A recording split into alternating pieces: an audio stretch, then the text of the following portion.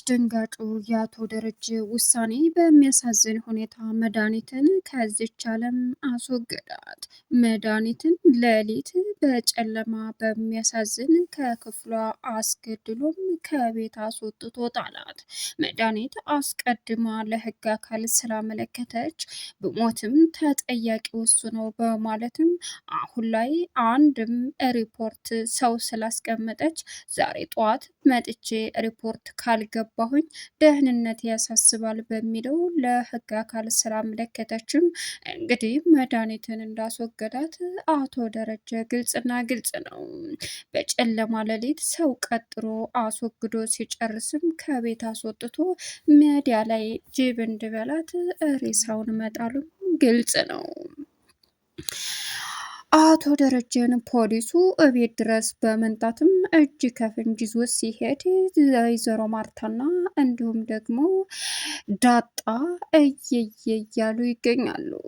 አብጌልም ጭምር ናታንም እንዲሁም ደግሞ የሰሙት በሙሉ ማመን አቃታቸው። በእርግጥ በሰላም ተሄደች ጥሩና የተሻለ ነው። ነገር ግን ከባዱ ነገር አሁን ላይ የሚከብደው የማደርገው ነገር ባጣ ነው እንጂ ሲልም ምን ማለት ነው አለች አብጌል።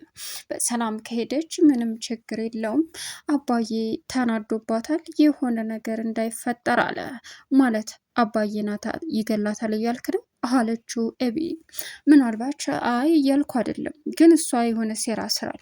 ሻንጣውም እኮ የለ በሌሊት ወታ ነው የሄደችው አለች። እንግዲህ ወይዘሮ ማርታ ጠዋት ተንቅልፏ ተነስታ እየዋተተች እንግዲህ መቅድ ሄዳ ይሆን ማርታ ሄደች እንደ መቅደስ ሲላትም አዎ መድ ሄዳለች፣ ቢሆን ነው እንጂ እንሸኛት ብንላትም ቢያለች አይደል ሲላትም አዎ ተዋት እባክህ፣ እሷ ጸባው ሁሉ አስቸጋሪ ነው አለችው። በእርግጥ መድኃኒት ለውሃና ለናታን የሰጣቻቸው ምግብ ከ24 ሰዓት በኋላ እንደሚሰራ ግልጽና ግልጽ ነው።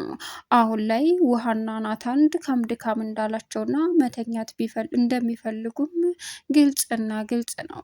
ግን ቢሆንም ምንም ማድረግ ስላልቻለ አሁን ላይ መድኃኒት ከዚህ ወጥታ ሄደች ሲባልም የተፈጠረው ነገር እንግዲህ ቤቷ ክላሷ ስትገባ ጠዋት እንቅልፏ ተነስታ ወይዘሮ ማርታ የሚያሳዝነው ነገር መድኃኒት ክላሷ ደም በደም ተበክሏል። ከዛ በፊት ያየችው ለዛ ወይኔ ጉዳችን ምን ተፈጠረ ወይኔ ወይኔ እያለች ስትቀውጠውም መጨረሻ ላይ እንግዲህ የተፈጠረው ነገር ምንም ልታደርግም ሆነ አማራጭ እንደሌላት ስታውቅ ለፖሊስ እናመልክት ስትለውም አቶ ደረጀ ለፖሊስ እንዲመለከትበት አልፈለግም። ምን እያልሽ ነው ማርቲ? ለምንድን ነው ለፖሊስ የምናመለክተው? ደህና ሂዳ ይሆናል እያለ እንግዲህ ነገሩን ማስቀየስ ጀመረ። በዚህን ሰዓት ምን እያልክ ነው በማለትም ተያይዘው ሪፖርት ሲሄዱ ሪፖርት መድኃኒት እንዳልተሳፈረችና እንዳልሄደችም ተነገራቸው። ሰላም ውድና የተከበራችሁ የዝዙነት ሚዲያ ቤተሰቦች እንደናችሁልኝ ሰላማችሁ ይብዛልኝ። ለዚህ ቻናል አዲስ የሆናችሁ ሰብስክራይብ እያደረጋችሁ ቪዲዮውን እስከ መጨረሻው ተከታተሉ። በጉጉት ስንጠብቀው የነበረው ዳጣ ቀጣይ ፓርቲ ዘመተናል። አቶ ደረጀ እንግዲህ በሚያሳዝን ሁኔታ ያደረገው ከባዱ ስህተት ቤተሰቡን በሙሉ ሜዳ ላይ የሚጥልና ትልቅ ችግር አድርሷል።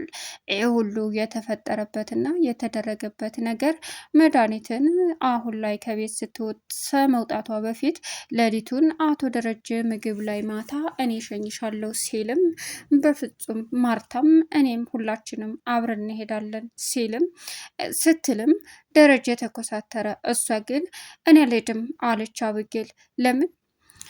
በቃ ላገባ መሆኔን ስትሰማ ሄዳለሁ ብላ ተነስታ የለ አልሄድም። ኦ አኩርፈሻት ነው አለቻት ወይዘሮ ማርታ።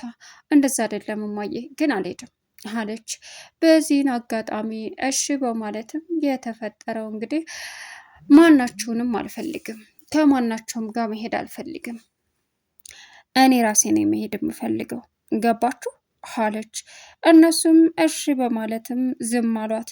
ግን አቶ ደረጀ አብሯት ለመሄድና አብሯን ለማሳፈር የፈለገው ምንም በተመለከተ መሰላችሁ? አቶ ደረጀ አሁን ላይ መድኃኒትን ማንም ሳያየው እሷን ከሰዎቹ ጋር ተደራድሮ ለመሸኛት የፈለጋት በዛን ሰዓት እሷ ቀጥታ ወደ ሪፖርት ከመግባቷ በፊት እዛው በውጭ ላይ መጨረስ እንዳመቸው ነበረ።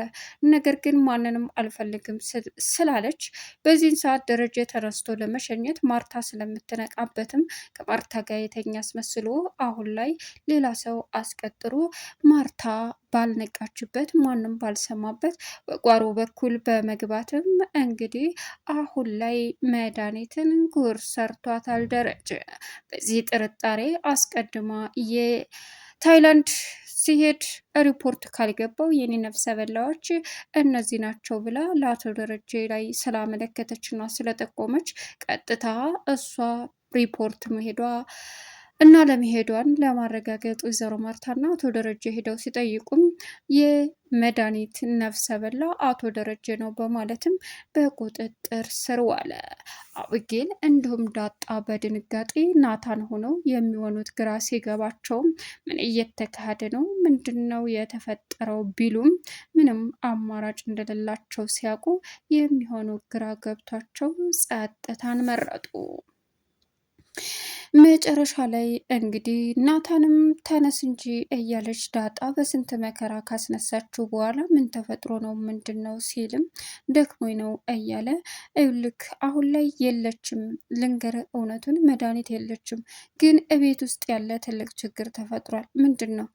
መድኃኒት ባለመኖሯ ቤቷ ደግሞ ክላሷ እንዳለ ሁሉም ነገር ደም በደም ሆኗል። ስለዚህ የሆነ ነገር ተፈጥሯል ብዬ በቃ በጣም እፈራለሁ ስትልም ተነገረችው።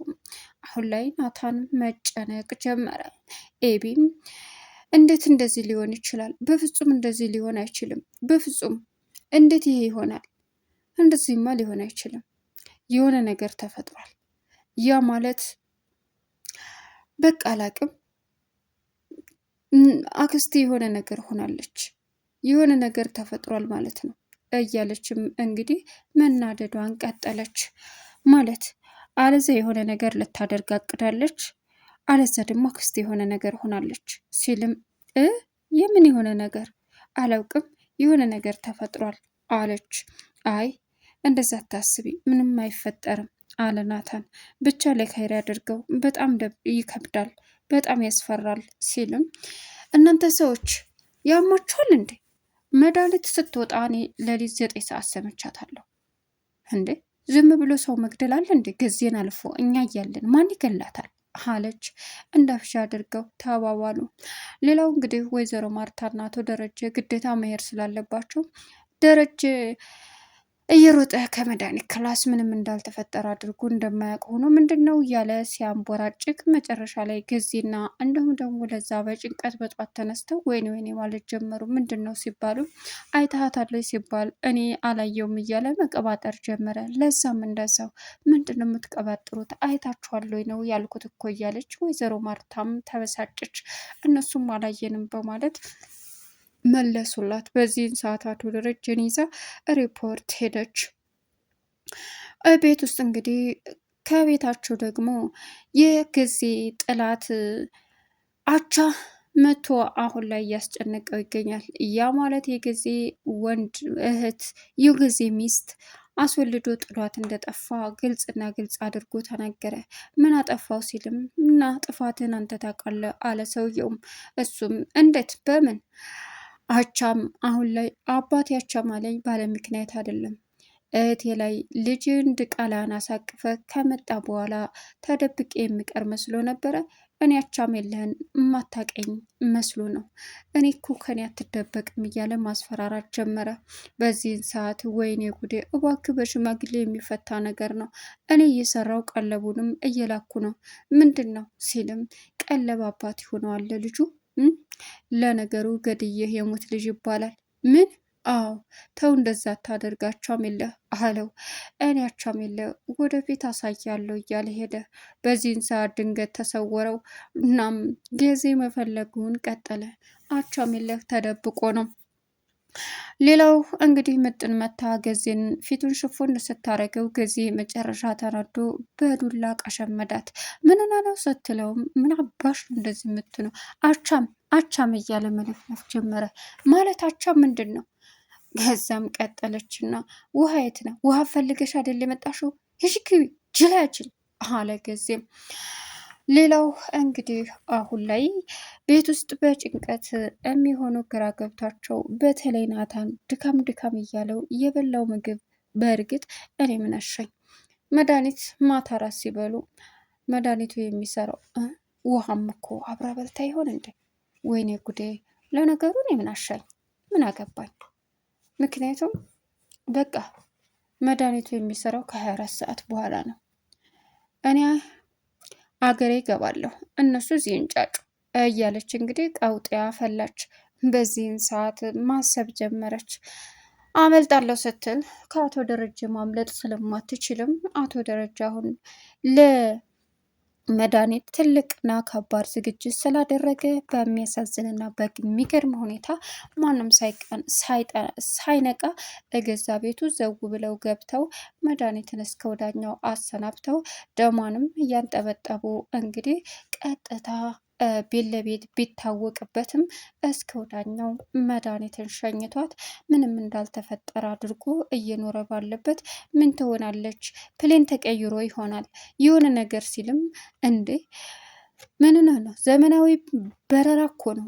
በምንድን ነው የሚቀየረው? እንዴት እያሰብክ ነው ደሬ? እያለችም እንግዲህ አሁን ላይ የምትሆነው ግራ ቢገባት ወይዘሮ ማርታ አቶ ደረጀን ለፖሊስ ተናገር ስትለውም ደረጀን በፍጹም ለፖሊስ አሁን ማመልከት አንችልም፣ ምን ሆነሽ ነው? ትንሽ እንጠብቃት እያለ ነገሩን ለማረሳሳት ሲሞክር ወይዘሮ ማርታ የመጨረሻ ተናዳ ምን እያልክ ነው ደሬ? ምን እያሰብክ ነው? እንዴት ነው? እህቴ እኮ ናት የጠፋችው።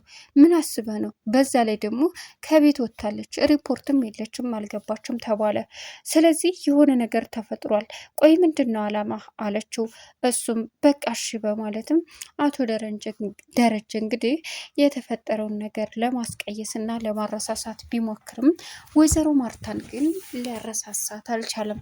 በዚህን ሰዓት ሁላቸውም እንግዲህ በጭንቀት ላይ እያሉ አብጌል ለፍቅረኛዋ ደውላ ጨንቆኛል ስትለው ምንድነው የተጨነቅሽው የኔ ፍቅር ምናምን ሲላትም ናልኝ ስትለው የሆነ ስራ ከባድ ስራ ከውጮች ጋር እየተሰራው ነበር ሲላት በቃ ሻለኝ። አይ ምንም ይሁን ምንም አንቺ ጭንቆሽ ለምን አለም ድብልቅልቅ አትልም እመጣለሁ ሲላት አይ አልፈልግም አለች።